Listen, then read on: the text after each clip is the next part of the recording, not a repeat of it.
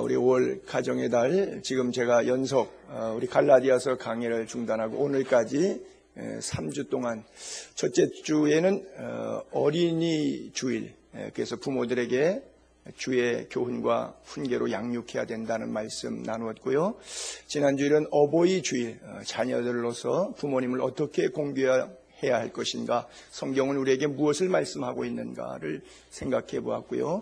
오늘은 세 번째, 사실 성경에 있는 건 아닌데 가정의 달로 정해서 나라에서 보니까 문화적인 것으로 둘이 하나 된다.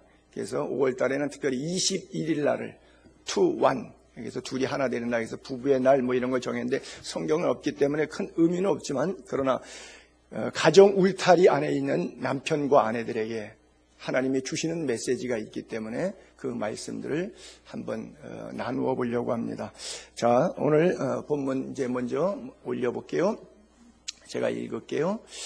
하나님이 뭐라고 말씀하셨냐면, 성부와 성자와 성령 삼위일체이기 때문에 복수를 사용하셨어요.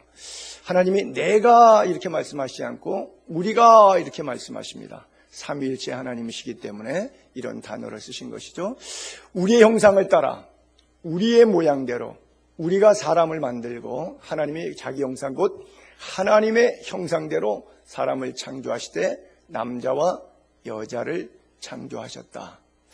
하나님이 지으신 그 모든 것을 보시고 보시기에 심히 좋았다. 여섯째 날 이야기입니다. 그래요. 여러분들이 하나님의 형상으로 지음 받았음을 믿습니까? 여러분, 기독교의 가장 위대한 것은 뭐냐면 우리가 하나님의 형상으로 지음 받았다고 하는 거예요. 좀 이렇게 이야기해 볼게요. 개는 어디에서 형상을 따왔느냐? 개에게서 따왔어요. 소 형상은 어디서 따왔느냐? 소에게서 따왔어요. 사람은 이 얼굴 어디에서 형상을 따왔느냐? 하나님의 형상으로 따왔습니다. 믿으시게 되기를 바랍니다. 하나님이 자기의 형상대로 사람을 지으셨다 그래요. 그래서 원어에 이 형상이라고 하는 단어를 아이콘이라고 하죠. 그리스말로 이꼬나라고 하는데, 영어에서 그 이꼬나를 그대로 써서 아이콘이라 그래요. 여러분 컴퓨터 하시는 분들은 컴퓨터 이렇게 앞 영역을 창문처럼 생겼잖아요. 컴퓨터 테레비가, 그렇죠? 모니터라 그러는데 이게 창문처럼 생겼어요. 그래서 별명을 윈도우, 영어로 윈도우는 창문이에요. 그래서 이걸 윈도우라고 말해요, 모니터를. 그리고 그 안에 보게 되면 조그만한 것들이 있는데 그거는 아이콘이라 그래요. 형상이라 그래요. 근데 그건 뭐냐면 컴퓨터 안에 자료를 입력해놨는데 그 자료 입력해놓은 엄청난 자료를 컴퓨터 바탕 그림에다가 다 깔아놓을 수가 없잖아요. 다 볼 수가 없으니까. 그러니까 그것을 압축해갖고 서류 파일로 조그맣게 만들어서 얼굴을 해놨어요. 그 얼굴 속에 들어가면 그 존재가 드러나요. 그 안에 담겨져 있는 내용물이 드러나요. 그것을 아이콘이라 그래요. 그래서 커서를 갖다가 대고 아이콘을 톡톡하고 놓고 합니다. 두들겨요. 여보세요? 그러면 이 아이콘이 문을 열어줘요. 그러면 그 속에 자기의 본질이 다 드러나 나와요. 그게 컴퓨터의 작동 원리예요. 어디서 따왔냐? 아이콘이라고 하는 단어에서 그 단어를 따왔거든요. 근데 사람이 하나님의 아이콘이래요. 그리스도의 영이 있으면 그리스도의 사람이고 그리스도의 영이 없으면 그리스도의 사람이 아닌데, 우리가 하나님의 형상을 따라 지음을 받았는데 죄로 말미암아 하나님의 형상을 잃어버렸어요. 근데 예수 그리스도를 믿음으로 말미암아 다시 잃어버린 하나님의 형상을 회복했어요.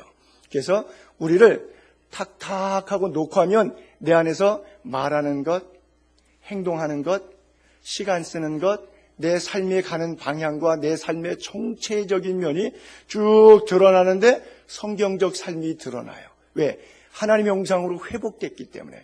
근데 혹자는 하나님의 형상으로 아직 회복되지 못하고 타락한 죄인의 모습으로 그대로 있어요. 그 타락된 죄인의 모습을 그대로 톡톡하고 두들겨 보니까 그 속에서 뭐가 나올까요? 험한 것들이 나오겠죠. 뭐 욕도 나오고 음란도 나오고 미움도 나오고 시기도 나오고 질투도 나오고, 그냥 아이콘으로 껍데기로만 있을 때, 형상으로만 있을 때는 몰랐는데 두들겨 보니까, 건드려 보니까 비바람이 나고 창수가 나서 흔들어 보니까 반석 위에 세운 존재인지 사상누각, 모래 위에 세워진 존재인지 그리스도 영이 있는 사람인지 없는 사람인지 그대로 알게 된다고 하는 거예요. 우리는 그리스도 영으로 하나님의 형상대로 빚음받은 우리가 다시 회복된 줄로 믿습니다. 그래요. 그래서 사마리아 여인도 사실 남편을 5번 바꿀 정도가 되면 그 여자가 뭐 천박하다 이런 삶 이전에 그 여자 입장이 내 입장에 대해서 생각해 보세요. 그 여자인들 그렇게 살고 싶었겠습니까? 얼마나 힘들었겠어요. 그렇잖아요. 현대사회도 그런데 고대 사회에서 남편을 5번 정도 바꿀 정도면 그 가정의 비폐함과 멀어져 갔던 내 남자에 의해서 매맞고 폭행당하고 가정의 지리멸렬한 그 아픈 가슴과 상처를 그 누구에게 본인은 아프지만 남들은 아프다고 생각하지 않고 그것을 비난의 대상으로 일삼잖아요. 얼마나 힘들어요. 그런데 그 여인에게 예수님이 왜 가지요? 하나님의 형상이 그 여인 속에 있기 때문에요. 사람은 외모로 보지만 하나님은 사람의 중심을 보시는데 우리 안에는 본질적으로 하나님의 형상이 있도록 창조되었던 겁니다. 그런데 죄와 욕심으로 말미암아 하나님의 형상을 잃어버리고 사탄이 들어와서 사탄의 형상으로 살게 만들었던 거예요. 그래서 자기가 원치 않는 죄악이 끄는 대로 죄의 종 노릇하며 살았던 거예요. 의의 종 노릇해야 되는데 우리가 종 되다 보니까 주인 시키는 대로 끌려가는 노예의 삶을 살았는데 성령께서 시키시면 거룩한 열매들이 맺혀지는 것인데 악령이 와서 내 인생을 지배하니까 내가 원치 않지만 질질 끌려다니면서 타락한 부패한 방탕한 인생을 살 수밖에 없는 인생을 걸었던 거예요. 소경 바디메오도 마찬가지였잖아요. 평생 거리에서 구걸하면서 먹고 살았어요. 그러나 예수님께서 바디메오의 음성을 듣고 찾아가십니다. 그리고 그의 눈을 열어주십니다. 그가 예수를 만난 다음에 인생이 변화되지 않습니까? 나인성 과부가 하나밖에 없는 아들이 죽었어요.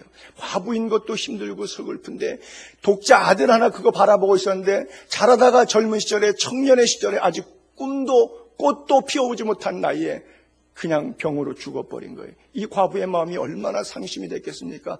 아들 장례식 끝나면 나도 따라 죽을 거야. 아마 우울증에 걸려서 자살하고 싶은 심정이었을지도 모릅니다. 그러나 주님께서 나인으로 향하여 걸어가시다 성입구에서 장례식이 있는 모습을 보고 그 관유에다가 손을 대십니다. 청년이여 일어나라 선포하실 때 청년이 일어납니다. 왜 나인성 과부에게 찾아가셨을까요? 남편 먼저 죽고 경제적으로 비폐해지고 아들마저 죽었으니까 동네 사람들이 저주받은 여자라고 망한 가정이라고 폐역한 집안이라고 온갖 초소 속에 너무 힘들게 인생을 살아가는데 사람의 눈으로 볼 때는 비참한 잘못된 여인이지만 예수님이 바라보실 때는 그 속에 하나님의 형상이 있었어요. 그 하나님의 형상을 하나님께서 다시 찾아오셔서 예수 그리스도께서 회복해 주신 겁니다. 오늘 여러분들의 가슴에 잃어버렸던 하나님의 형상이 온전히 회복되는 은혜가 있게 되기를 바랍니다. 기독교의 아름다움, 기독교의 진리의 강함은 바로 거기에 있습니다. 하나님의 형상으로 지음받은 귀중한 존재라고 하는 거예요. 그래서 예수를 만나기 전과 예수를 만난 이후의 삶은 180도로 달라질 수밖에 없는 겁니다. 여러분, 하나님이 천지를 창조하시고 인간을 지으시기 직전에 엿새째 날 지으셨는데 닷새째 날까지 쭉 우주 만물을 창조하시고 그때마다 보시기에 좋았더라. It was good. 보시기에 좋았다고만 말씀하셨어요. 그런데 사람을 지으신 날은 뭐라고 말씀하셨냐면 한 번 더 말씀하셨어요. 엿새째는 2번 말씀하셨어요. 사물들을 만드시고 동물들을 만드신 다음에 땅에 육축 기는 것들을 만드신 다음에는 보시기에 좋았더라. 그리고 그 다음에 오늘 본문처럼 우리가 하나님의 형상대로 사람을 만들자 다 만들어 놓으시고는 그 다음에는 심히 좋았더라. It was so good, very good. 아주 좋다고, 너무 좋다고 말씀하셨어요. 다른 어떤 피조물보다 하나님께서 우리를 아주 사랑하심을 믿게 되기를 바랍니다. 그래요. 자, 우리 그렇게 좋다고 하셨는데, 다 좋다고 하시는데 하나님이 좋지 못하다 그런 말씀을 하시는 구절이 있어요. 창세기 2장으로 넘어가면 자 한번 자막 올려볼게요. 여호와 하나님이 이르시되 사람이 혼자 사는 것이 좋지 아니하니. 그래. 다 보시기에 좋았더라, 보시기에 좋았더라, 보시기에 심히 좋았더라 그랬는데 갑자기 2장에 와서는 하나님이 마음이 혼자 사는 것이 좋지 않다 그래요. 그래서 내가 그를 위해서 아담 하나만 있으니까 돕는 배필 하와를 만들어 주시죠. 여호와 하나님이 아담 취하신 그 갈빗대로 여자를 만드십니다. 여자란 뜻은 생명이라고 하는 뜻이에요. 그를 아담에게로 이끌어 오시니 아담이 그 여자를 보면서 환희에 빠져서 독백과 같은 고백을 하죠. 내 뼈 중에 뼈요 살 중에 살이라. 이것을 남자에게서 취하였으니 여자라 부르리라. 생명이라 부르리라. 자기의 생명 속에서 또 다른 생명이 하나 나왔다는 거예요. 그래서 자기의 분신 생명이라 그랬어요. 저는 이 구절을 보면서 그런 느낌을 받아요. 그를 아담에게로 이끌어 오시니, 그렇죠? 지금 결혼식을 하고 있는 거예요. 그렇죠? 결혼식 하게 되면 신랑 먼저 입장해서 있어요. 그 다음에 신부 입장 그러면 신부 아버지가 신부 손잡고 따다다단 따다다단 빵빠레와 함께 쭉 들어와서 신랑 손에다가 신부를 넘겨줘요.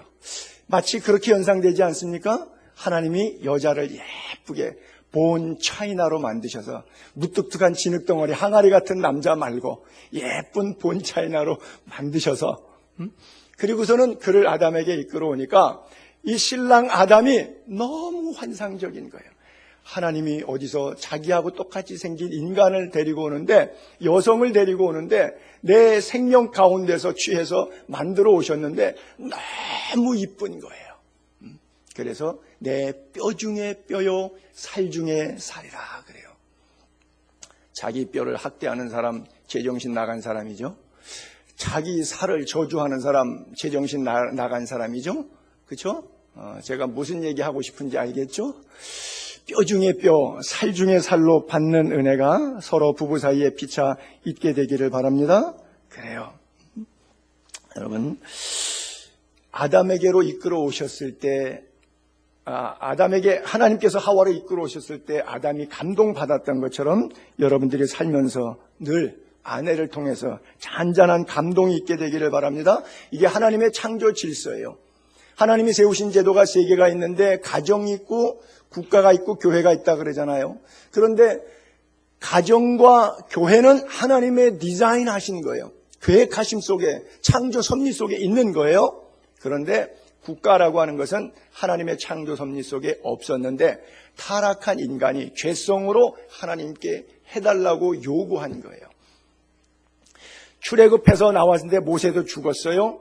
여호수아도 죽었어요. 가나안 땅에 돌아보니까 각 부족들이 있는데 부족들이 질서가 정연하게 움직이는데 어떻게 움직이는가 보니까 거기 리더십을 가진 왕들이 있는 거예요. 가나안 7족속마다 왕이 있는 거예요. 야, 우리는 뭐 사사시대 뭐 이리 몰려다니고 저러 말려고 리더십이 없으니까 문제인데 리더십이 있으면 좋겠다 해서 백성들이 마지막 사사인 사무엘 선지자에게 왕을 달라 그래요. 그래서 하나님께서 원치 않았는데 사무엘 선지자가 왕을 달라는 백성을 위해서 중보 기도하니까 하나님 어떻게 해야 돼? 그러니까 하나님께서 뭐라 그러죠? 사무엘아, 너를 버리는 것이 아니라 너의 리더십을 버리는 것이 아니라 백성이 마음이 완악해서 나 여호와를 버리는 것이다. 그러면서 하나님께서 너희들 왕 가지면 이런 결과 온다. 그래. 왕이 너희들 아들 데려다가 저 외국 땅을 점령하려고 전쟁터에 끌고 가서 전사시킬 수도 있다. 그리고 너희들이 농사지면은 10% 내라, 20% 내라, 세금 각출해갖고 너희가 노력했는데 땀방울 하나 안 흘린 왕이 갖고 와. 말만 하면 말도 안 되게 갖다 바쳐야 된다. 돈도 바치고 자식도 바치고 왕의 권세 앞에 말 안 들으면 너희들을 감옥에 넣거나 사형시켜버리고 너희들 생명들 재산들 마음대로 쥐락펴락할 수 있어. 예전에는 하나님의 은혜와 축복 속에 하나님이 직접 다스리며 살았지만 이제는 너희들이 나의 다스림 싫고 사람의 다스림 좋다 그러니까 오케이, 정권이 바뀔 때마다 어떤 현상이 벌어나는지 너희들 좀 봐라. 하나님께서 저주투의 말씀을 하도 원하니까 그것을 허락하신 거예요. 그래서 국가 제도가 생긴 겁니다. 우리는 수천 년 그리고 지금 태어나기 전부터 자연스럽게 법제도 울타리, 국가라고 하는 울타리 안에서 살아왔기 때문에 이것이 지극히 당연한 것이지만 그대로 올라가게 되면 성경적으로 내가 열심히 해서 땀을 벌였는데 왜 일도 안 하는 정치하는 사람들에게 돈 다 주고 먹여 살려야 되는지 옛날 사람들 입장에서는 이해가 안 가는 일이에요. 그렇죠? 왜? 우리가 일했는데 갖다 바쳐야 돼. 또 자기들이 국토를 확장하기 위해서 전쟁을 벌이려고 나라 땅 따먹게 하려고 우리 아들들 다 전쟁터 가서 불구 만들고 전사시키고 막 이러면서 자기의 왕국을 넓히려고 아주 제왕처럼 군림하는데 귀한 자식 나와서 전쟁터에서 칼에 찔려 화살에 맞아 피 흘리면서 광야에서 비참하게 죽게 만들어도 꼼짝 못하는 그런 시대가 됐어요. 이것은 하나님이 디자인하신 게 아니라 우리가 적국 가나안 이방 사람들이 그러니까 그거 하겠다고 하나님이 그동안 직접 다스려줬는데 우리에게 왕 세워달라고. 사실은 왕 있기 전에 있었던 율법에는 그 모든 내용들이 다 있습니다. 살인한 자는 죽이도록 돼. 이는 이, 눈은 눈으로. 율법이 다 있어요. 그렇잖아요? 간음하면 어떻게 된다, 살인하면 어떻게 된다, 모든 율법에 있어서 뭐 도둑질 했을 때는 뭐 5배를 갚아야 된다든지 또 11지파는 1에서 10분의 1을 레위지파에게 주면 레위지파는 너희들이 축복받을 수 있는 제사와 구속의 은혜를 나누어지는 사역을 감당할 거다. 그리고 또 제사장은 또 자기도 11지파로부터 11조를 받되 받은 11조에서 또 11조를 해서 성전을 기능을 담당하는 데 써라. 뭐 이런 아주 굉장히 구체적인 것이 모세 5경 안에 다 들어와 있는데 완벽한 법이고 이대로 살아요. 주의 모세의 율례와 법도와 규례대로 살면 하나님이 형통케 하고 복을 주신다고 약속하셨는데 싫다는 거죠. 하나님의 법은 싫고 인간 왕 대통령이 법을 받다 이리 바꾸고 저리 바꾸고 지맘대로 바꿔서 우리를 백성들을 자기 편리한 대로 끌고 가는데 오케이 우리는 그렇게 하겠습니다 라고 했던 것이죠. 결국 좋지 않은 결과가 온 것이라고도 볼 수가 있죠. 자, 그 다음에 보게 되면 혼자 사는 것이 좋지 않다 이랬는데 요즘에 신조 보게 되면 많이 나오는 것이 뭐 혼술, 혼자 술 먹는다, 뭐 혼밥, 혼자 밥 먹는다, 싱글, 혼자 가족들이 많다 보니까 혼영, 뭐 혼자 여행 간다. 옛날에 여행 그러면 같이 가고 여럿이 가고 재밌었는데 요즘에는 그런 게 없는 것이죠. 바람직한 형태가 아닌데 그 스티브 잡스가 이 아이콘 스마트폰 시대를 지구상에 가져왔는데 최고의 잘한 것이면서도 어떤 의미에서 최대의 단점이라고도 볼 수 있어요. 그렇죠? 장점은 뭐예요? 스마트폰 하나 가지면 전 세계와 네트워크를 다 해요. 그렇잖아요. 얼마나 편리한지 몰라요. 그런데 전 세계에 접속해 들어가서 인터넷상에서 전 세계를 다 네트워크 커뮤니케이션 하는데 정작 옆에 있는 사람하고는 안 해요. 그렇죠? 우리 집에도 애들이 딸내미 친구 애들이 놀러와서 오버슬립하고 노는데 파자마 파티 한다고 핸드폰들을 5명이 갖고 와서 하룻밤 자는데 소파에 나란히 앉아갖고 5명이 핸드폰 갖고 옆에 친구들하고 얘기하는 거예요. 뭐 키키 그리고 뭐 이모티콘 보내고 아니 옆에다가 말하면 되잖아. 핸드폰 다 내려놓고 왜 정내미 없게 기계하고 이야기하고 있어요. 인격이 옆에 있는데. 근데 이게 더 편하고 익숙해요. 그래서 사위, 며느리 이렇게 가족 관계 속에서도 그냥 통화하거나 만나서 대화하는 거는 조금 껄끄러워요. 왜? 몸에 그게 유스트가 안 됐어요. 몸에 뭐가 유스트됐어요? 기계하고 대화하는 게 유스트가 됐어요. 그러니까 기계로 커뮤니케이션 하고 싶지 뭐 만나거나 대화하거나 이런 면에 있어서 굉장히 불편해해요. 힘들어해요. 이것은 스마트폰이 좋은 것 같지만 스마트폰의 최고의 악이다. 인류에게 준 장점도 있는 반면에 최고의 단점이 이런 것이 아닌가 그래요. 뭐 여러분들도 전철 타고 다니시니까 아시겠지만 뭐 전철 안에 버스 안에 보면 전부 전 세계를 네트워킹하는 것 같지만 사실은 다 자기 세계에 빠져 있어요. 어저께도 누구랑 같이 점심을 먹었는데 식당을 갔는데 식당 옆에 뭐 애하고 부부하고 이렇게 앉아서 있는데 보니까 애는 애대로 엄마는 엄마대로 아빠는 아빠대로 핸드폰 들고 각자 밥상머리 앞에서 열심히 그거 하고 있더라고요. 밥 먹으면서도 옆에서 보는데 내가 밥맛이 다 떨어지더라고요. 이런 풍속도 이거 좋은 건 아니죠. 기계하고만 소통하고 사람하고 소통되지 않는 것이죠. 아주 이상한 세대가 됐는데 여러분 사람 인자 뭐 잘 아시지만 제가 또 한번 올려볼게요. 글자를. 사람 인자가 한자로 이렇게 생겼잖아요. 짝대기 2개가 이렇게 있잖아요. 저거 한쪽 짝대기 치우면은 맞은편 짝대기가 설 수 있을까요? 없을까요? 없어요. 못 써요. 사람은 혼자 못 산다고 하는 거예요. 그렇죠? 서로 기대고 서로 의지하고 서로 부둥켜 안고 보듬어 주는 것이 바로 사람 인자. 이거 누가 언제 시작해서 만들었는지 몰라도 참 잘 만들었어요. 사람을 표현할 때 인자를 이렇게 짝대기 두 개를 서로 기대 놓는 것으로 이렇게 만들었어요. 한쪽 없으면 쓰러지게 만들었어요. 다정다감. 반대말이 뭐예요? 인정머리 없는 것이죠. 그렇죠? 서로 인정이 있는 다정한 것이 좋겠죠. 그래서 나는 우리 교회도 결혼 안 하신 분들은 다 결혼하게 되기를 바라고 또 돌싱들은 좋은 배우자 다시 만나서 새 출발했으면 좋겠다 하는 생각들이 있어요. 그래요. 그렇게 될지어다.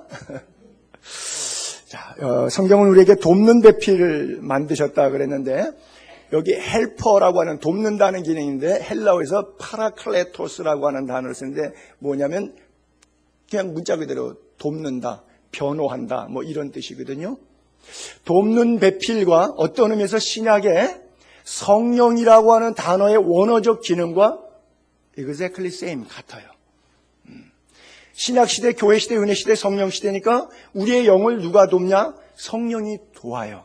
그런 것처럼 올라가서 6,000년 전 아담과 하와 시대 때 아담에게 성령을 주시듯이 돕는 배필을 주신다. 파라클레토스, 헬퍼. 그래서 한 사람을 또 만드셨는데 그 한 사람 역할이 돕는 기능으로 하나님께서 서로의 완벽한 관계로 만들어주셨다고 하는 거예요. 이것은 놀라운 신비예요. 그래서 제가 그냥 인간적인, 성경적이라기보다도 인간적인 표현이지만 부부들에게 돕는 배필 역할, 아내들에게 그런 부탁이랄까 이런 권면을 조금 해보고 싶은데 한 3가지 부탁을 드려볼게요. 하나는 말로 도와드리세요. 배우자에게 언어로. 그렇죠? 칭찬은 고래도 춤춘다고 그러죠. 그래서 남편들은 자존심 상하면 아무것도 못해요. 그러니까 남편의 좀 이렇게 존중해주는, 존경해주는, 자존심을 세워주는. 여러분 말하는데 돈 안 들잖아요. 그래서 배우자에게 언어로 돕는 그런 기능. 그 다음에 2번째는 살다 보면 의견이 다를 때가 있어요. 반드시 다르죠. 자라온 환경과 배경과 성 구조가 다르기 때문에 멘탈리티 구조가 달라서 어떤 방향을 결정하는 데 있어서 다를 수가 있는데 어차피 우린 다 그리스도 안에서 한 형제와 자매이기 때문에 주 안에 있다는 전제하에서 남편의 권위에게 믿고 순종해주고 따라주고 복종해주면 좋겠다라고 하는 부탁을 드리고 싶어요. 그것은 제가 남자라서가 아니라 하나님께서 남자를 위해서 돕는 배필을 지으셨을 때 성경에 그 돕는 배필들의 기능들이 여러 군데서 나오는데 이런 기능이 있기 때문에 그래요. 그리고 또 하나 이것도 지극히 인간적인 것이지만 아내들은 요리 학원을 가서도 요리를 배우는 한이 있더라도 음식을 맛있게 하도록 노력을 해보세요. 요즘에는 제가 가봐도 마트에 가보면 너무 완제품으로 잘 돼 있어요. 그냥 갔다가 냄비에다 넣고 물만 부으면 그냥 소스까지 다 거기다 만들어주기 때문에 아주 기가 막히게 맛있는 보글보글 찌개들도 나오고요. 다 나와 있더라고요. 근데 조금만 부지런하게 마트에 가면 남편에게 한 끼 식사를 따뜻하게 저녁마다 만들어 드릴 수가 있거든요. 그래서 여러분들이 이런 그 식생활 문제도 조금 이렇게 돕는 배필 역할을 잘해주면 좋겠다. 요즘은 그런 시대가 아닌데 아랫목이 없으니까 저희 어머님 시대는 저도 어렸을 때 구두를 자잖아요. 그러면 미리 따뜻하라고 이부자리 깔아놓지 않습니까? 그럼 이부자리다가 발을 쭉 밀다 보면 뭐가 걸려요? 엄마가 밥 해갖고 시댕 그릇에 담아갖고 거기다가 타올로 감아가지고 넣어놓은 거 있어요. 왜? 아빠 일 늦게까지 하시고 피곤한데 오시면 따끈하게 밥 잡수시라고 밥 식을까봐 미리 저녁에 해놓은 밥이 늦게 일하고 돌아오는 아빠 밥 식지 않게 대접한다고 그렇게 정성을 다했던 우리 어머님들의 시대가 있지 않습니까? 그때가 그립습니다. 여러분 식구라는 게 뭐예요? 그렇잖아요. 먹을 식자잖아요.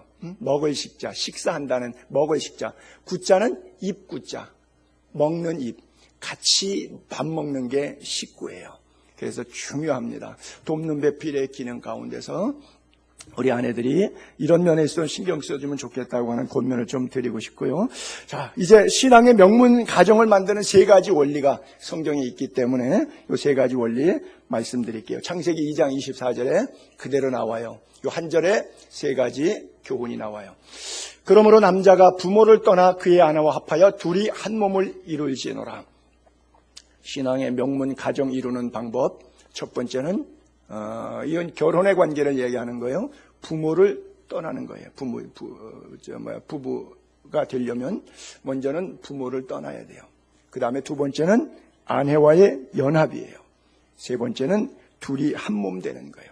부모를 떠나는 것은 바로 영혼에서도 떠나고 육체에서도 떠나고 경제적인 그 독립을 이야기하는 것이죠. 그 다음에 아내와 연합한다는 것은 아내와 의견을 나누고 재물을 같이 하고 공간을 같이 하는 연합이죠. 또 둘이 한 몸을 이룬다는 것은 육체적인 성적인 결합을 이야기하고 있죠. 자, 에베소서 5장 31절에도 반복되는 말씀이 나옵니다. 그러므로 사람이 부모를 떠나 그 아내와 합하여 그 둘이 한 육체가 될지니 이 비밀, 이 세 가지 원리를 신앙의 명문 가정을 이루면서 가장 건강한 하나님의 가정을 만드는 비밀, 이 비밀이 so big, 너무 큰 거예요. 나는 그리스도와 교회에 대해서 말하노라. 그리스도, 신랑 예수, 교회는 신부, 성도, 이렇게 비유하고 있는 거예요. 예수 믿는 성도들이 예수 그리스도에 관해서 마치 신랑과 신부의 어떤 비교처럼 비밀스러운 일이라고, 부모를 떠날 것, 아내와 합할 것, 그 다음에 둘이 한 육체가 될 것. 또 마가복음 10장 7절에도 예수님의 설교 토막에도 그 부분이 그대로 드러나죠. 이러므로 사람이 그 부모를 떠나서 그 둘이 한 몸이 될지니라. 이러한즉 이제 둘이 아닙니다. 한 몸, 완바디예요. 그러므로 하나님이 짝 지워주신 것을 사람이 나누지 못할지니라. 현대 이제 이혼율이 하도 높다 보니까 이 하나님이 짝 지워준 것에 대한 이제 개념이 상당히 희박해졌는데, 사실 성경이 말하는 결혼과 우리 잠언에 있어서 볼게요. 아내는 어떻게 얻어지는 것인지 성경은 이렇게 말하고 있어요. 아내를 얻는 자는 복을 얻고 여호와께 은총을 받는 자니라. 그리고 또 슬기로운 아내는 여호와께로서 말미암느니라. 집과 재산은 부모로부터 상속되지만 슬기로운 아내는 하나님의 축복이에요. 우리가 믿지 않는 자와 멍해를 함께 하지 말라고 하는 단서의 조건들이 있습니다. 그리고 주 안에서 하나 될 것에 대한 단서가 있습니다. 그 단서 규정은 이미 지킨 것으로 생각하고 그 다음에 그 울타리 안에서 이야기하고 있는 거예요. 아내 얻는 자는 여호와께 은총을 받았다라고 하는 거예요. 자, 그래서 이 기본 진리 안에서 우리가 첫째 꼭 부모를 떠나야 돼요. 부모를 떠나라고 하는 것은 부모를 버리는 것으로 오해하면 안 돼요. 마마보이가 되지 말라고 하는 것이죠. 또 마마걸이 되지 말라고 하는 것이죠. 스스로 독립하라고 하는 것이죠. 옛날에 있었던 아주 고전 영화에 꼬마 신랑이라고 하는 영화가 있어요. 나이가 글쎄 걔가 한 8살에서 10살 사이밖에 안 먹었을 텐데 그 주인공 아이가 장가를 갔는데도 밤에 어디 가서 자요? 자기 엄마 품에 가서 자요. 왜? 꼬마 신랑이니까. 그래서 그 익살스럽게 코미디로 재밌게 만들었던 고전 영화가 한 편 있었거든요. 제 시대와 제 윗시대 사람들은 아마 그 영화 보신 기억들이 다 날 거예요. 그래요. 그래서 뭐예요? 머리가 없어서 어려서 몰라서 그러는 거거든요. 어떤 부인은 결혼을 했는데 몸이 아프다고 친정엄마가 친정을 데려왔어요. 그러니까 신랑이 못 데리고 가게 해요. 얘 몸이 아프니까 너 혼자 가라고, 혼자 가서 자라고. 자그만치 2달, 3달 몸 회복이 아직 안 됐다고 못 가게 하는 거예요. 그래서 시댁에서 열받아갖고 이러면 우리 이혼할 수밖에 없다. 이게 뭐 하는 것이냐. 그랬더니 그럼 이혼하자고 그러는 거예요. 그래서 요즘에는 친정 엄마들 치맛바람이 하도 세서 이 정상적인 가정관계를 못하게 만드는 그런 요망한 시대가 됐는데, 이것은 비성경적 삶입니다. 절대 이런 일이 있어서는 안 되고요. 결혼하기 전까지는 내 울타리 안에 있었지만 슬하에서 떠났으면 이제는 죽든지 살든지 남편과 함께 부모를 떠나서 경제적으로, 육체적으로, 영적으로 전체가 다 독립돼야 되는 것이 하나님의 절대적인 진리이고 뜻입니다. 그리고 부모를 떠난 다음 두 번째 단계가 아내와의 연합이죠. 남편과의 연합이죠. 그래서 살아있을 때는 부모하고 상의해야 되잖아요. 뭐 돈 문제도 그렇고 직장 바뀌는 거 문제라든지 내가 어디 직장 때문에 어디 방을 얻기 위해서 뭐 이사를 조금 가야 되는 문제라든지 또 대학원에 진학하는 문제라든지 다 누구하고 상의해야 되냐? 부모하고 상의해야 돼요. 그러나 결혼한 다음에는 모든 면에 있어서 육체적 경제적 독립이 온 거예요. 그 독립 오면 누구랑 상담해야 돼요? 아내하고 상의하는 거예요. 시간도 물질도 공간도 대화도 의견도 상담도 다 배우자와 함께 하는 거예요. 그래서 결혼의 전제 조건, 절대적인 전제 조건인데 사랑에 관한 문제를 우리가 좀 점검해 볼 필요가 있는데 제가 행복한 결혼인지 불행한 결혼인지 이렇게 예언해 볼 수가 있어요. 어떻게 하냐? 자, 여러분 결혼하신 분이나 앞으로 하실 분이나 뭐 여러분들 가운데서 부부의 대의를 이야기하는 거니까 상대를 행복해 주고 싶은 결혼하는 이유가 상대를 너무 사랑하기 때문에 상대방을 행복하게 만들어주고 싶어서 결혼하는 것이다. 행복할 거예요. 그런데 결혼, so sweet. 결혼을 통해서 나는 이제 도움을 받게 될 거야. 나는 이제 상대를 통해서 행복하게 될 거야. 라고 생각하는 사람은 100% 확신합니다. 불행해질 거예요. 그리고 그 관계는 오래가지 못할 수 있어요. 왜? 이기적인 사람은 그 누구도 좋아하지 않습니다. 부모 형제도 이기적인 거 좋아하지 않는데 남이 부부가 됐는데 그 남이 평생을 따로 살아왔는데 이기적인 사람 자기 행복만을 추구하고 살아가는 인간을 좋아하겠어요? 버림받지요. 그렇죠? 그래서 우리는 행복의 조건이 사랑인데 정말 사랑하는 마음 내면에 내가 상대를 행복해 해주고 싶은 상대를 위해서 희생해서 내가 사랑하니까 그 사랑하는 사람을 위해서 내 한 목숨을 희생해도 좋다는 각오가 있을 때 끝까지 행복할 수 있고요. 상대를 통해서 내가 달콤함, 쾌락, 즐거움, 행복, 스윗 이런 것을 요구하고 기대하고 생각했다. 그러면 그 기대가 반드시 안 채워지게 되어 있습니다. 사람의 기대는 기준이 없기 때문에 절대 안 채워집니다. 물질도 그렇고요. 욕정도 그렇고요. 어떤 것을 가짐도 소유도 그렇고요. 절대 만족은 없습니다. 인간은. 그렇기 때문에 불평할 수밖에 없고 그 불평에 잔잔한 싸움이 반복되다 보면 아주 힘든 관계가 올 수밖에 없어요. 그래서 나쁜 이야기지만 서양 석담에 보면 유럽 사람들이 이 표현을 많이 쓰는데 배우자가 될 사람을 제가 유럽에 23년 살았기 때문에 이건 아주 나쁜 말이에요. 그런데도 이제 서양 속담이 있어요. 배우자 될 사람은 사계절을 겪어보고 결혼해야 한다. 그런 말이 있어요. 이게 또 조금 한 걸음 더 나가서 프랑스에서 나온 계약 결혼이에요. 1년간 계약 결혼해서 1년 뒤에 결혼 여부를 결정하면서 둘이 같이 동거에 들어가서 살아보는 거예요. 그러니까 성에 대한 개념이 다 무너져 있으니까 그거는 뭐 별로 생각하지 않으니까 괜찮다고 생각하고 1년 동안 계약 결혼해보고 어떤 사람은 2년 심지어 3년까지 해보는 사람도 있어요. 왜냐하면 그들이 갖고 있는 문화적인 속성, 속담에 사계절을 지내보고 결정해야 된다고 하는 이런 이야기 때문에 그래요. 뭐 개인적인 이야기해서 죄송하지만 저는 우리 사람하고 선볼 때 2시간 만에 결혼을 결정했습니다. 난생 처음 보는 여자를 다방에서 만나서 첫 선을 보면서 2시간 만에 합시다. 그랬어요. 그래서 우리가 5월 3일 날 만났는데 처음 만나고 그 다음에 5월 14일 날이 우리 약혼식 날이었거든요. 선본 날로부터 11일째가 우리 약혼식을 올렸으니까 뭐 그날 결정한 거죠. 그날 결정한 거 치고도 아직 상당히 짧은 시간을 근데 문제가 없어요. 너무 잘 살고 있어서 문제요. 오해 없이는 들으시기 바랍니다. 그래요.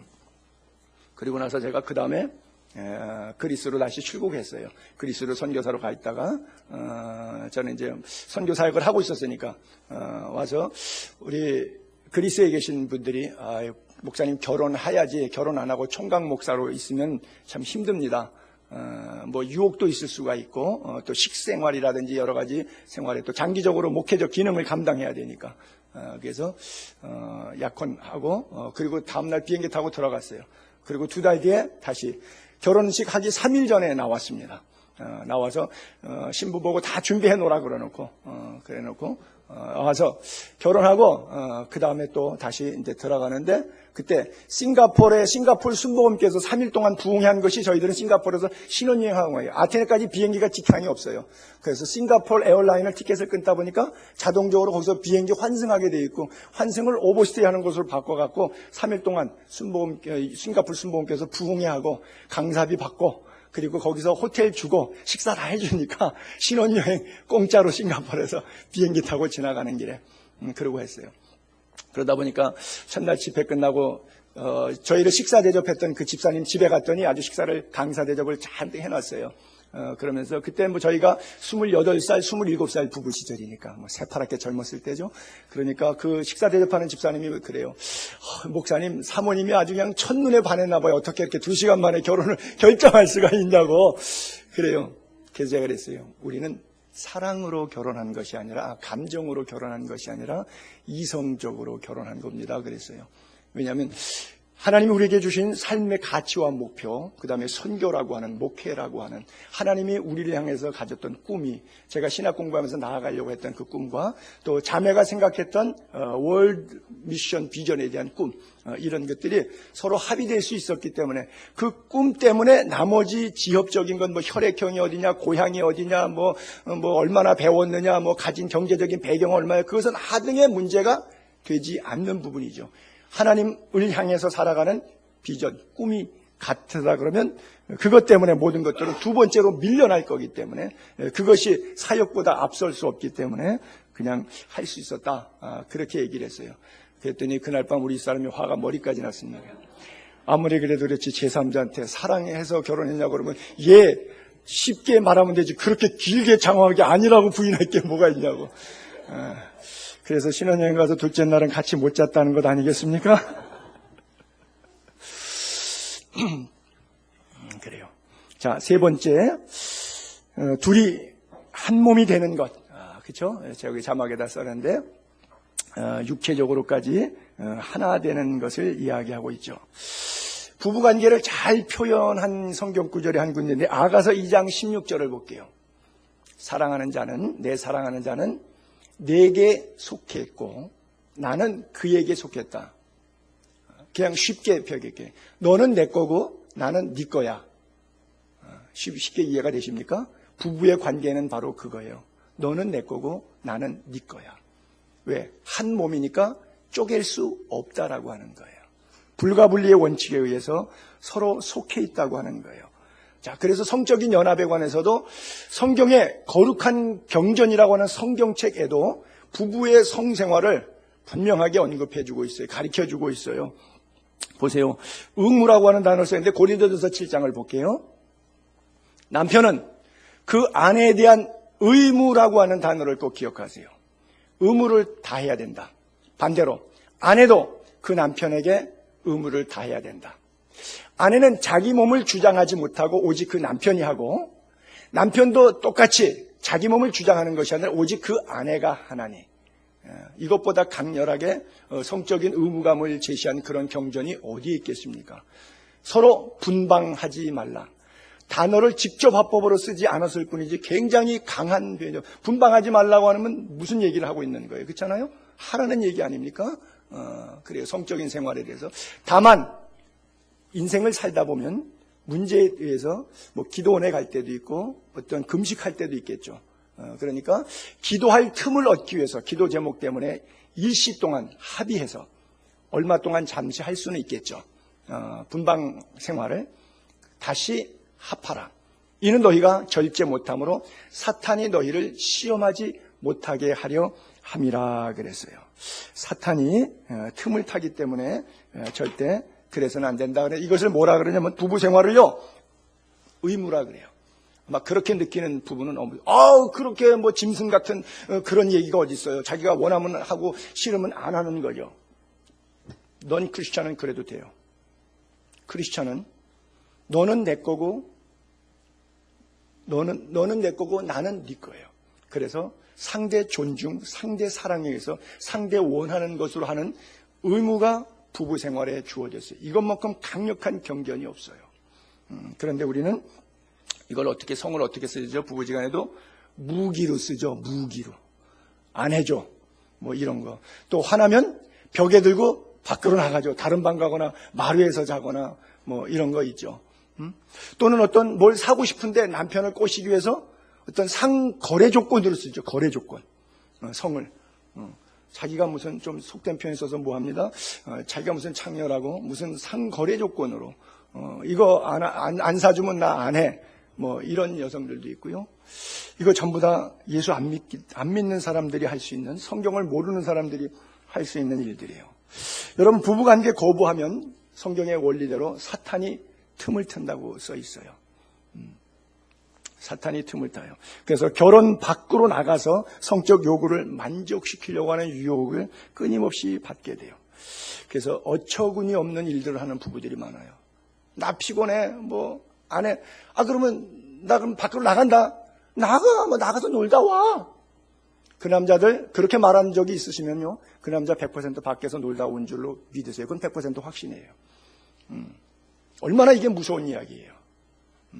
거짓이 아니에요. 진실이에요. 그렇기 때문에 여러분들이 성경에 있는 원리 그대로입니다. 저기서 한치도 벗어나는, 성경만큼 이것을 우리에게 강변히 책이 없어요. 그래서 가정 상담학에 대한 책을 썼는데 어떤 사람이 그러더라고요. 성격 차이로 헤어지는 게 아니라 성격 차이로 헤어진다. 무슨 말인지 알겠어요? 그러면서 이것만큼 성경책이 이것을 강조하는 게 없다 해서 이것은 성경 거룩한 책이지만 또 성에 관해서 가리키는 성경책이라고까지 얘기해요.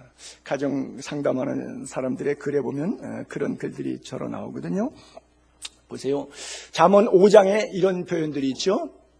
내가 젊어서 취한 아내를 즐거워하라. 그는 사랑스러운 암사슴 같고 아름다운 암노루 같으니 너는 그의 품을 항상 족하게 여기며 그의 사랑을 항상 연모하라.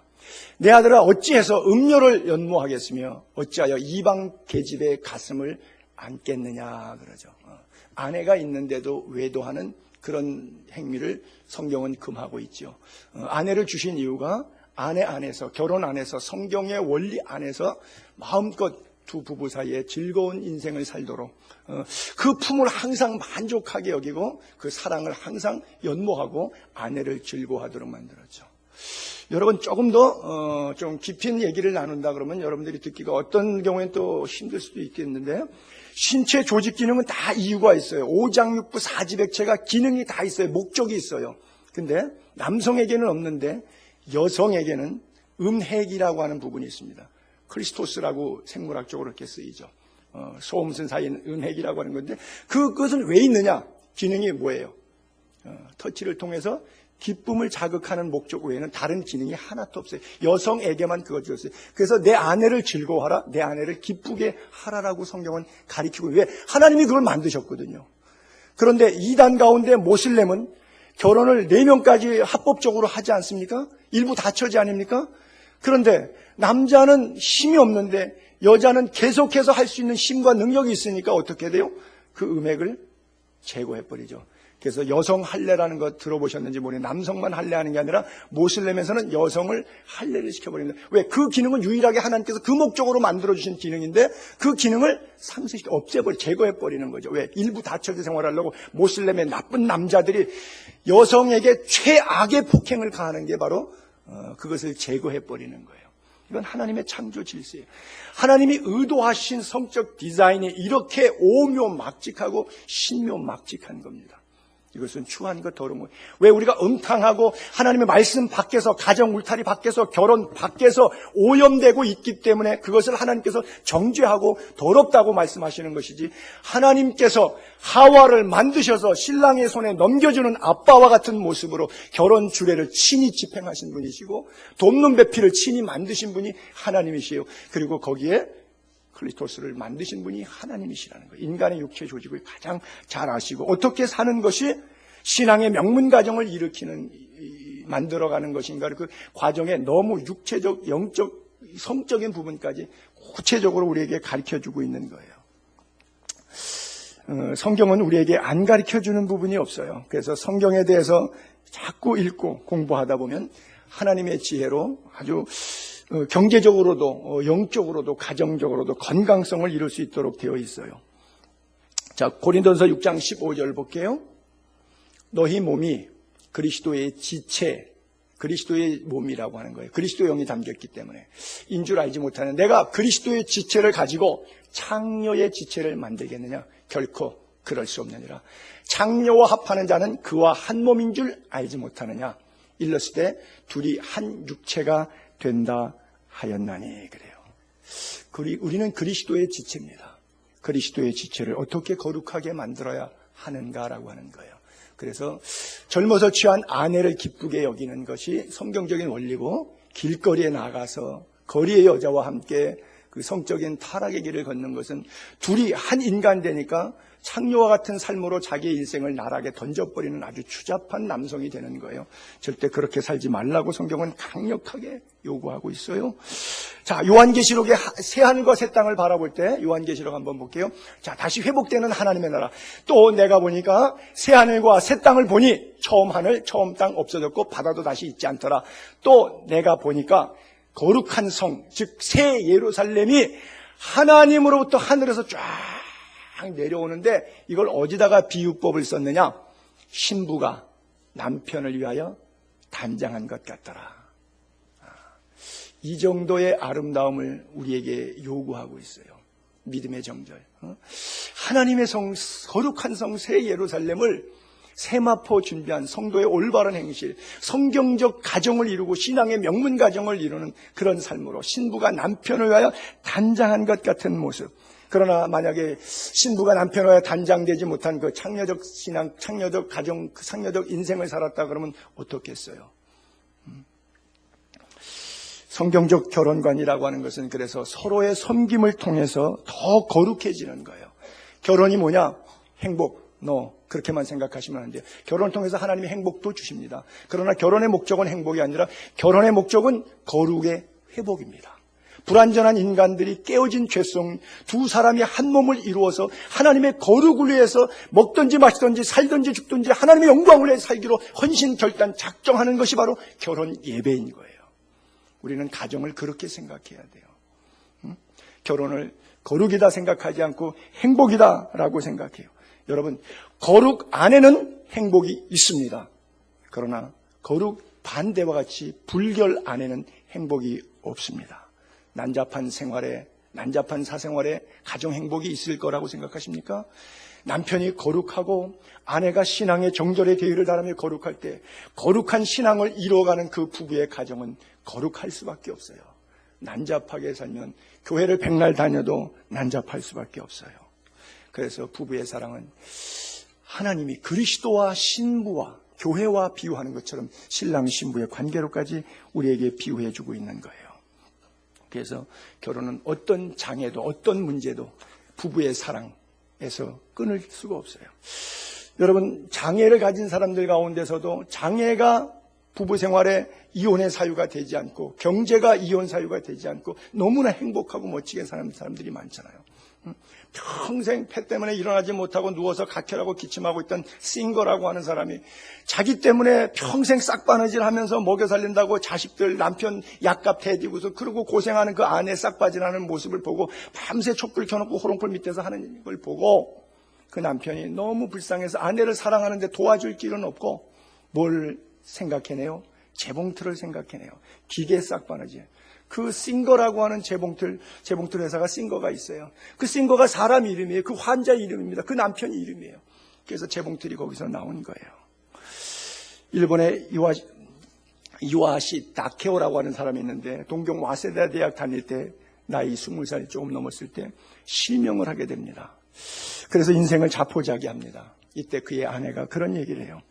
하나님하고 내가 있는데 왜 힘들어하냐고. 내가 당신을 위대한 사람으로 만들겠다고. 공부하라고. 공부를 포기할 수 없었어요. 아내가 밀어붙여서. 그래서 자그만치 없는 돈에 에딘버러까지 유학을 갔습니다. 배고픈 시절이에요. 한 번은 그의 글에 보니까 밥을 먹는데 느낌이 좀 남편이 이상하더래요. 왜? 떼끼니가 한 사람 먹을 반밖에 없었던 거예요. 아내는 안 먹고 빈 그릇에다가 포크 가지고 달그락거리면서 먹는 신용만 하고 있었던 거예요. 남편이 장님이니까 모르니까. 남편 밥 먹이느라고 자기는 굶으면서 그러기를 여러 번 했는데 나중에는 눈치챈 거예요. 아내가 뭘 먹었나. 물 떠오라고 시킨 다음에 접시를 만져보니까 뭘 먹고 있나 봐보니까 접시가 깨끗한 접시인 거예요. 충격받았어요. 그리고 그때 이를 악물고 공부하기 시작했어요. 최선을 다해서 내가 할 수 있는 것은 이 나를 이렇게 사랑해주는 아내를 위해서 할 수 있는 것이 뭐냐. 이를 가지고 공부하자. 24시간 공부했어요. 그리고 멋지게 박사학위를 받고요. 사회복지학 박사학위 받고 귀국해서 라이트하우스, 빛의 집이라는 걸 만들었어요. 미국에 부탁해서 헬렌 켈러 불러다가 일본 사회에다가 장애인들도, 시각장애인들도 교육받아야 된다. 장애인들도 교육받아 교육을 계속해서 홍보했습니다. 일본 장애인협회 회장이 됐습니다. 그리고 장애인들 공부해야 되니까 백과사전이 없잖아요. 그 백과사전을 점자로 만들었습니다. 또 장애인들 행동을 활동해야 되니까 맹인경 훈련센터를 만들었습니다. 지금부터 약 100년 전 인물인데 그 시대에 그런 작업들을 하기 시작했어요. 얼마나 멋지게 인생을 산 사람이에요. 저는 이분의 글을 다케오의 글을 읽다가 오헬리라고 하는 사람이 썼던 그 크리스마스 선물이라는 책이 있죠. 아내가 자기 머리카락을 자르고 남편은 시계만 입고 줄이 없어요. 근데 크리스마스가 돌아왔을 때 아내에게 남편에게 각자 선물해주고 싶어서 아내는 머리카락을 잘라서 시계 줄을 사고 남편은 시계 알을 팔아가지고 아내의 머리핀을 사주죠. 예쁜. 크리스마스가 되어 서로 선물을 포장해서 내놨는데 다 쓸모없는 것들이 됐어요. 못 쓰는 물건들이 되고 말았어요. 그들은 가장 귀중한 선물이라고 생각했는데 그 물건은 아무 소용이 없는 물건이 됐어요. 정말 그들의 마음속에 피어났던 사랑도 쓸모없는 사랑이 되었을까요? 아니죠. 우리들에게 잔잔한 감동을 주는 그런 스토리잖아요. 그래요. 또 아시다시피 우리 강용호 박사님 미국 백악관에서 장애위원회 정착 차관보까지 지내셨는데 대한민국으로 말하면 장관급입니다. 그래요. 어린 시절 축구공에 맞아서 눈 멀어가지고 눈 멀은 것 때문에 엄마가 가책이 돼가지고 애 잘못 길렀다고 씨름씨름 앓다가 엄마는 병사하고 그러다 보니까 가정경제 어려우니까 누나가 평화시장 가서 재봉틀 공장에서 밤낮 없이 일하다가 과로해서 해서 일한 지 2년 만에 그냥 누나도 죽어버리고 너무 비참하게 인생을 살죠. 14살 이후에 그의 인생은 너무 비참해졌어요. 그러나 그에게는 믿음이 하나 있었어요. 그 당시에 조영계 목사님이 하는 서대문 순복음교회 다녔어요. 새벽에도 나가고 수요 예배도 나가고 금요일 주일에 조영계 목사님한테 안수기도도 수없이 많이 받았다 그러더라고요. 근데 안 났어요. 그분이 집이 여기 양평에 있는데 양평 고향교회 가가지고 거기 있는 목사님한테 그런 물음을 했대요. 하나님 왜 내 눈을 안 고쳐주시는지 모르겠다고. 그렇게 기도하고 매달리고 나는 확실하게 눈 뜰 거라고 확신하고 있는데 왜 기도가 응답이 안 되는지 모르겠다고. 그랬더니 그 양평 문홀에 있던 고향교회 반병선 목사님이라고 하는 분이 그런 얘기를 해주더래요. 거기는 두 가지 하나님의 뜻이 있다고요. 요한복음 9장에 실로암 맹인에게 하나님께서 하셨던 말씀, 이것을 통해서 하나님이 나타내고자 하는 일이 있다라고 하는 말씀하고, 고린도전서 12장에 사도 바울이 육체의 가시 때문에 3번 기도하는데 내 은혜가 내게 족하도다. 그리고 네가 약할 때 강함이 온다라고 하는 그 메시지. 그래서 내 장애를 통해서 하나님이 받으실 영광이 있고 내가 약하기 때문에 더 교만하지 않고 겸손히 하나님의 영광을 드러낼 수 있다면 나는 그렇게 쓰임 받겠습니다. 그래서 유학 가서 열심히 공부해서 그 자리까지 올라가지 않습니까? 얼마나 멋있어요. 그 아들들도 너무나 훌륭하게 잘 컸는데 큰아들 진석이는 안과 의사가 되는데 미국에서 지금 워싱턴에서 최연소 워싱턴 안과 병원 협의회 회장하고 있거든요. 병원을 3개나 하고 그 피츠버그 대학에 지금 의대 교수까지 하고요. 뭐 대단한 아들이죠. 왜 그런 아들 됐어요? 우리 아빠 눈 뜨게 해줄 거야. 초등학교 때 다른 아빠들은 같이 공 놀아주고 볼 차면은 맞은 차주고 이렇게 노는데 자기 아빠는 못 놀아잖아요. 아빠는 왜 그래? 아빠는 왜 그래? 어렸을 때 장애를 잘 이해를 못하니까 눈은 떴는데 앞이 안 보이니까. 그래서 아빠가 그랬대. 나는 다른 아빠들이 못 해주는 거 하나 있어. 뭔데요? 불 꺼도 너한테 책 읽어줄 수 있어. 동화책 읽어줄게. 그 읽어준 거예요. 그 불 끄고도 잘 동안에 날마다 동화책 읽어줬던 아빠. 내가 그 아빠 위해서 눈 뜨게 해줘야지. 피눈물 나게 공부해서 그런 멋쟁이 의사가 되지 않았습니까?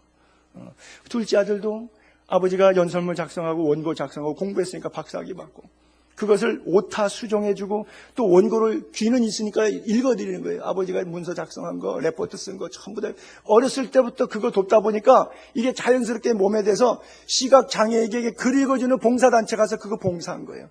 그래서 차세대 지도자상 받았고요. 오바마 대통령 시절에 뭐 다 아시다시피 백악관에 들어가서 법률 자문위원 하지 않았습니까? 그 어린 나이에. 백악관의 법률 자문위원을 그 어린 나이에 들어가서 해요. 미셸하고의 관계가 좀 있어야겠지만. 5년 전에 돌아가셨는데 이분이 그 마지막 글에 보니까 그런 글을 남겼더라고. 하나님, 내가 죽기 전에 미국 한번 가서 2박 3일 동안 내 모 교회를 보고 싶어요. 그랬어요. 물론 태어난 곳은 양평 쪽이었지만 미국에 살면서 공부하고 성공하기까지 정말 기도하고 부르짖을 때 응답 주셨던 그 교회. 28년 동안 섬겼던 인디아나에 있는 그 교회인데 미국인 교회를 다녔습니다. 그 목사님으로부터 제가 장로 받았고 아들 둘 낳았을 때 그 목사님이 아이들 세례해 줬는데 그 아이들이 결혼해서 또 애들을 셋씩 낳았는데 그 애들을 아직 막 태어나는데 마지막에 이제 세례를 달라고. 그래서 내가 가서 있었던 성도들 다시 대하고 그 은퇴하신 목사님 다시 뵙고 나에게 장로 주고 우리 아들 세례했는데 우리 손주들까지 세례식 참석하고 가서 마지막 돌아보게 해달라고. 그래서 생애 마지막 직전에 하나님께서 그 기도 들어서 건강하게 2박 3일 동안 인디아나 교회 가서 방문하고 하나님의 부름을 받았어요. 여러분, 이 장애를 축복으로 바꾼 신앙의 명문 가정될 사람은 여러분, 장애 그러면 내가 그거 왔을 때 어떻게 해? 나는 이제 내 인생 끝났어. 그리고 자포자기하며 살지 않겠습니까? 그런데 그 안에 믿음이 있었어요. 하나님이 주시는 은혜가 있었어요. 내 은혜가 내게 족하도다 깨달았어요. 내가 약할 때 더 은혜 안에서 강해진다는 것을 깨닫게 되었어요. 그리고 더 멋지게 살아갔어요. 그래요. 결론적으로 말씀했습니다. 하나님이 보시기에 심히 좋은 가정, 신앙의 명문 가정 3주에 걸쳐서 말씀드렸습니다. 자, 첫 번째 보시죠. 다음 넘겨줘 보세요. 에베소서 5장 22절에 네, 자, 에베소서 5장 22절이 그냥 건너뛰었나요? 예, 오케이. 아내들이여 자기 남편에게 복종하기를 주께 하듯 하라. 남편들아 아내 사랑하기를 그리스도께서 교회를 사랑하시고 그 교회를 위하여 자신을 주신 같이 하라. 너희도 각각 자기 아내 사랑하기를 자신과 같이 하고 아내도 자기 남편을 존경하라 그랬어요. 다음, 자녀들아 주 안에서 너희 부모에게 순종하라. 내 아버지와 어머니를 공경하라. 다음, 세 번째, 아비들아 너희 자녀를 노엽게 하지 말고 오직 주의 교훈과 훈계로 양육하라. 결국 자, 마지막 올려보세요. 가정의 달 우리들에게 주시는 주님의 메시지예요. 자녀들아 부모에게 주 안에서 순종하고 공경해라. 부모들아 자녀에게는 주님의 교훈과 주님의 훈계로 양육해라. 아내들아 남편에게 복종하고 남편을 존경해라. 남편들아 아내를 사랑해라. 이것이 신앙의 명문 가정을 이루는 하나님의 말씀입니다.